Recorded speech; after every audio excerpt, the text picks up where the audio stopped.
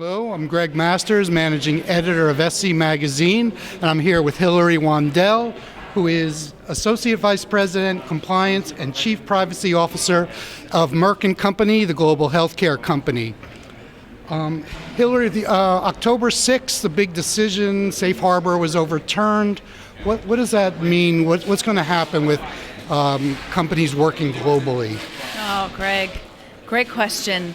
You know, it leaves us all in a place of really extraordinary, unprecedented uncertainty.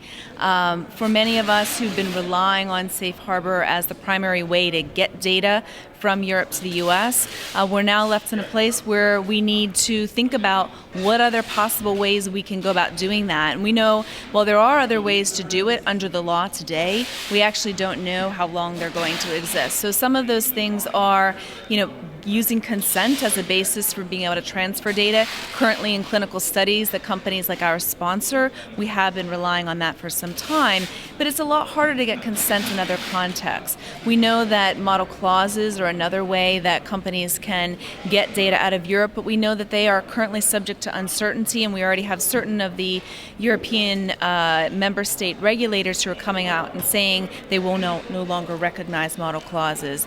We have binding corporate rules as another mechanism, and really has been characterized by many as the gold standard for being able to transfer data outside of not only European Union member states, but from other countries around the world as well. We actually, as a company, have had an application in process since last November, and we're very optimistic about that being a way that we'll rely on data flows in the future, but it is something that takes some time and potentially is subject to some modifications going forward as well. So companies are left with a lot of uncertainty. I think many people are looking forward to the potential for a new safe harbor, but we don't know what that might look like, and we certainly don't know when it will happen, even though it has been under negotiation between the U.S.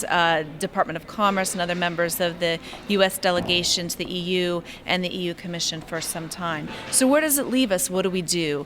I think the most critical thing for organizations right now is to recognize that they need to have an accountable, comprehensive privacy program in place. They need to make sure they have good governance, they've got good policies and procedures, good training programs in place, good protections for information, processes to do impact assessments on the data, risk assessments on the data and how it's used, and they need to make sure they have good oversight and monitoring, not only internally, but with the third parties with whom they engage. So I think we'll all be waiting with bated breath over what might happen during the course of the next few months and probably the next few days as well.